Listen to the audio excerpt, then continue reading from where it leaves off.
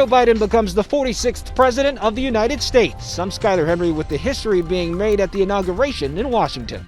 Lost and found. Construction crews renovating a historic Joplin home dig up relics from the 1890s. And the Tiger King doesn't make the cut. We look at some of the names President Trump pardoned in his final hours in office. The 4 states' most watched news starts now. Former presidents and congressional leaders are at the U.S. Capitol today watching as Joe Biden officially becomes the President of the United States. This is KOAM News at Noon. I'm Tanya Bach, topping our first 7 minutes, welcoming the 46th President of the United States.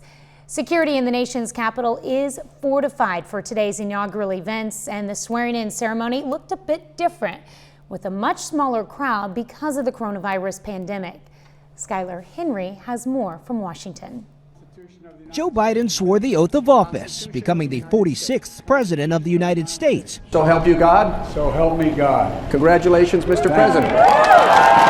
Speaking from the same place rioters swarmed just 2 weeks ago, he called for unity in America. Disagreement must not lead to disunion.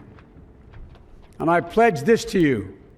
I will be a president for all Americans. All Americans. Mr. Biden delivered his speech in front of a sea of flags and not in front of thousands of supporters because of security concerns and the pandemic. Tackling the coronavirus will be one of the new president's top priorities.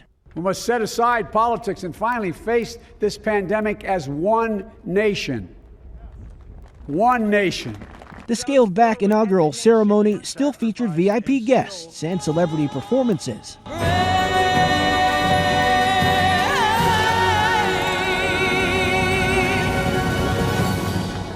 History was made when Kamala Harris raised her hand to take the oath of office, becoming the first woman and person of color to serve as vice president. So help me God. So help me God.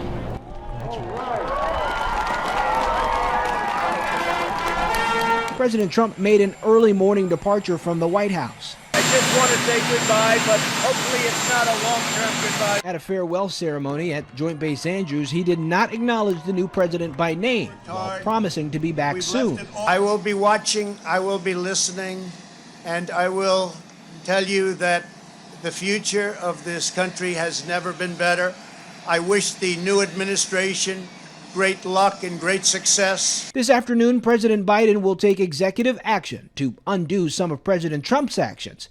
In a nod to the support he'll need from Congress, Mr. Biden invited leaders from both parties to join him en masse this morning. Skyler Henry, CBS News, Capitol Hill. As President Trump's term ends and Joe Biden's begins, leaders across the globe are weighing in on the transition of power. In Brussels, the European Commission president said President Biden's inauguration showed the resilience of America's democracy. Germany's president says he's greatly relieved President Joe Biden is moving into the White House, while French President Emmanuel Macron says he hopes a Biden administration will be more committed in the fight against terror. Russia was less enthusiastic. The Kremlin said any improvement in Moscow's tense relationship with Washington would be up to the Biden administration. Vice President Kamala Harris drew the most attention in India at her ancestral village. She's making history not only as the first female vice president, but also the first of South Asian and African descent. Well, we've got a bit of a wind chill to deal with today. Michael Aslip joins us with the first look at the forecast. You know, it was interesting watching the inauguration, Tanya. Our temperature's actually not too far from what Washington, D.C. was like today. They got a little bit more sunshine than us as our clouds have moved in, but still, we're going to make it up into the 50s later on this afternoon and really not going to have to worry about much rain. We may see a little bit in our far southern counties. I'm going to break that down for you here in just a little bit. But overnight, how about this? High 30s, low 40s. Anything that does pop up as rain, don't have to worry about it flipping over to snow or the dreaded word, the wintry mix. That's right. All right, thanks, Michael. Well, the KBI releases new details on last week's death investigation out of Arcadia, Kansas. On January 13th, Crawford County deputies received a tip about a body at the Arcadia home of 37-year-old Nicholas Carrillo. When deputies found a body on the property, Carrillo ran. He was found 2 days later and arrested on drug charges. Authorities say the body belongs to Derek Yule of Kansas City, Missouri, who was reported missing and that the death happened at a hotel in Kansas City. Carrillo is now charged with criminal desecration of a body. Well, if you live in an old house, you might have wondered if pieces of history could be hiding under the floorboards. A construction crew renovating Joplin's historical Schifferdecker house uncovered some of that history. Workers found around 400 pieces of dishes, bottles, hand tools, and other household items, even bones, though officials say they are not human. Brad Belk, the preservation director and curator of the restoration project, says the items are from around the 1890s. Basically, a lot of them were daily items that were used at that time. And it gives us insight into that culture and that era. So my legacy. Belk hopes to get the items cleaned and put on display in the future. That's a look at today's top stories and weather in our first 7 minutes. Up next on KOAM, News at Noon. In his final hours in office, President Trump issues a series of pardons. I'm both Imam on Capitol Hill with who's on the list and who's still holding out hope. And later, we're making chicken and wild rice soup in the Mr. Food Test Kitchen. President Trump used his last hours in the White House to grant clemency to a wide range of offenders, including some members of his inner circle. Bafta Imam reports from Washington.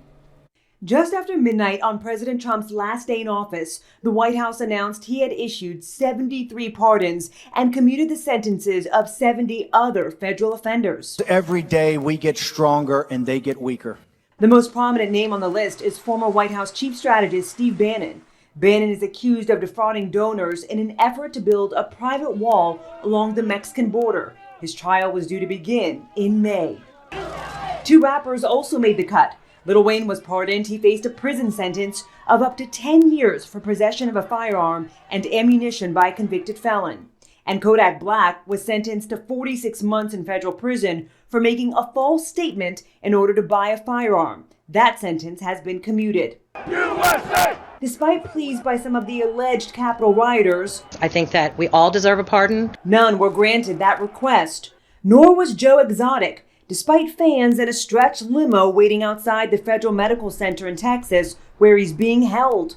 The Tiger King was not let out of a 22-year sentence for plotting the murder of zookeeper rival Carol Baskin. He's been in jail for 2.5 years. He's innocent. Also notably not on the list, no family members, no Rudy Giuliani, the president's attorney, and despite once claiming the absolute right to pardon himself, the president apparently decided against it.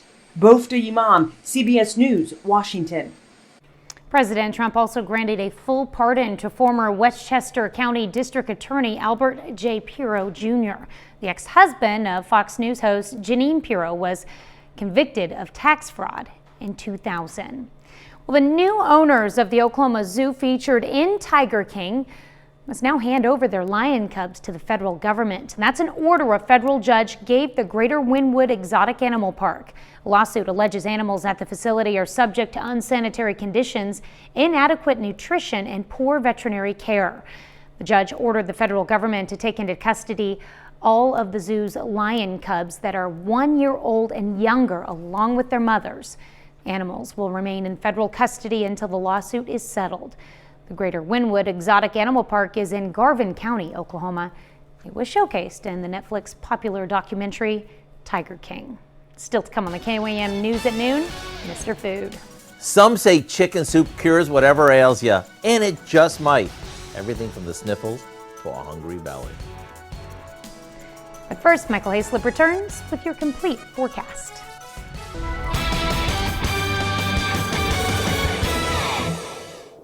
Open up the weather almanac on this inauguration day for January 20th, and look at this. Our daily high, we've already cruised past the average high. Now we're starting to turn into the latter third of January, and really when you look at our average temperatures for the first month of the year, we've been way above normal. We've been spoiled with a whole lot of 50-degree days. We've yet to see like any wind chills really drop below the negative numbers. I mean, look at that record that dates back to 1985.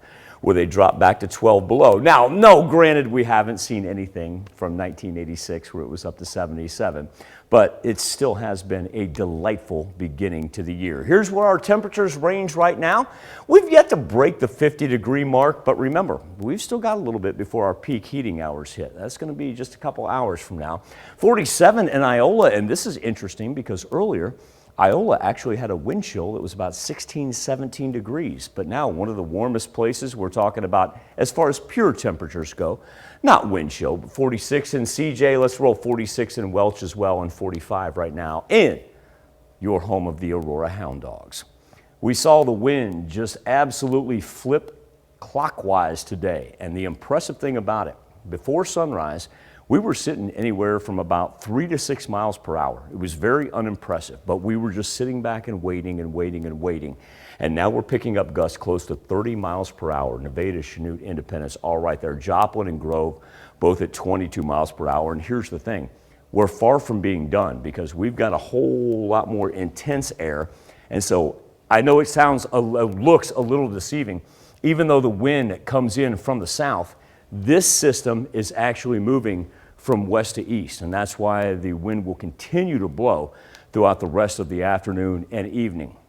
It does give us a little bit of a wind chill, and so we had a whole bunch of temperatures up into the mid to high 40s, but right now you got to take about 8-9 degrees off of that as far as what it feels like outside. At the same point in time, like I said, it's the latter third of January. We really can't complain. When we look at the Skywatch Storm Tracker, the clouds have moved in. We started off this morning with good heavy cloud cover down to the south. Everything was clear up in the south central or north central, but we knew with the low pressure system that was diving off that the clouds were going to reemerge. And so when we go to the Freeman Health System sky camera, wanted to point out our barometer. Yesterday, we talked about it being on the rise with the high pressure moving in and got rid of the clouds. It's almost an exact opposite of today. Today it falls, and that also means additional cloud cover. But here's the key factor about that. Because of the split jet stream and with that wind moving in from the south, then you combine the cloud cover. It means overnight, not too bad. Also, too, this precipitation that started down in south central Texas and has made its way up to the north, not going to be able to flip over to any wintry mix. So we love the fact that that's going to be able to happen. We're still going to go low 50s later on today. I think we'll eclipse that 49 in between. And like I said, overnight, this is going to be absolutely perfect. How about we stay above the freezing mark, well above it? We're talking about high 30s by the time we get to tomorrow around sunrise. So here's that rain we were talking about. It's going to stay well south of I-44. We're going to keep those 20% chances in there because of where it's going to hit right there. But at the same point, we're still looking at the heavier rain down through Arkansas, and by the time that it goes on the other side of the Mississippi, and I can give you an idea from that national perspective, I mean, that's a good system right there that works from Texas all the way to the mid-Atlantic. But once again, really shouldn't play too much of a factor in our weather. At the same point in time, yeah, we needed a little precipitation. We've been really dry as of late, and we're going to continue to kind of maintain that here as we push into the weekend. But here's the thing, Tanya, coming off of back-to-back 50s on Wednesday and Thursday, then we see 40s back on Friday and Saturday. Very seasonable. That's not a cold front. That's just seasonable. Then it gets a little interesting next week because we not only talk about a little wintry mix presenting itself in between Sunday and Monday, but then we begin to pick up that rain as well for Monday and Tuesday. Yeah, we don't want to talk about that wintry mix. I can handle the cooler temperatures, but when you throw in that wind chill, then it, ugh. Isn't that something else? Because you look outside and it's absolutely gorgeous, and then you go, it's got a little bite to it, doesn't it? Yeah, just a little bit. All right, thanks, Michael. We take this time to honor today's four-state hero, Master Sergeant Robert Morgan in the U.S. Air Force. The Diamond, Missouri native served during Operation Desert Storm. To Master Sergeant Robert Morgan, we thank you, our four-state hero.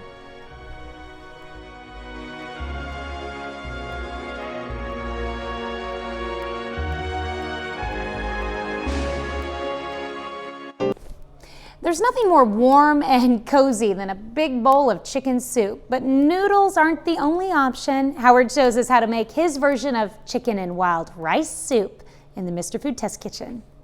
When it comes to foods that we crave, nothing is as welcoming as a big bowl of soup. And when that soup is chicken soup, all the better. So let me share with you a recipe that's a warm you up favorite as well as a way to help you get rid of the winter blues. We start by placing a whole chicken that's been cut into quarters into a large soup pot, along with some cut up carrots, celery, and onions. Then we add some water. Yes, this is going to make a big pot of soup, but don't worry, because it freezes great.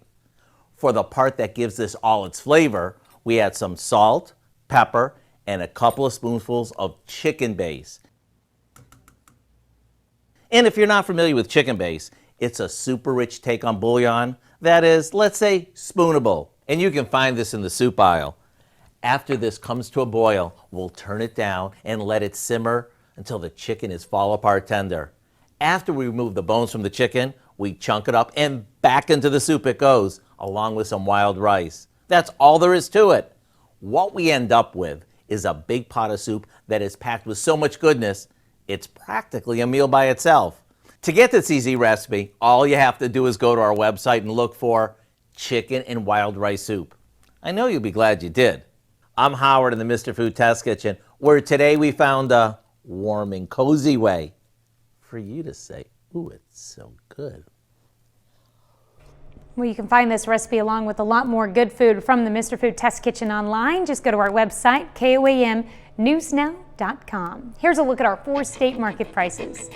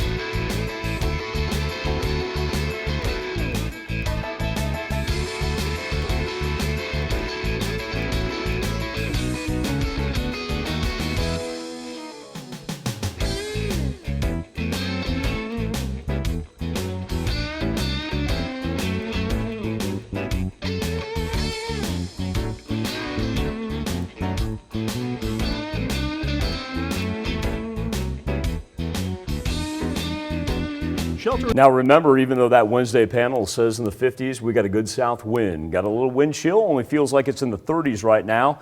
All that rain's going to stay down way to the south and back to the 50s tomorrow before we'll see the 40s as we head into the weekend. It's been a busy, busy day. Over to Dow with a look at what's coming up this evening. Yeah, it has indeed. At 5, the pandemic has more Americans turning to comfort food, including one classic sweet treat. Statistics show demand for cookies rose 25% during the pandemic, with 1 in 5 Americans admitting they eat more than 3 cookies a day. Plus, as Missouri moves into the next step of COVID vaccine distribution, many are wondering what's next for those eligible for the vaccine. We'll bring you those answers. And we're going to get local reaction on the 46th president and first female vice president being sworn into office today. Those stories at 5. All right. Thank you, Dow. I cut myself off at 2 cookies a day. Thanks for joining us for KOAM News at Noon. We'll see you right back here at 5 o'clock.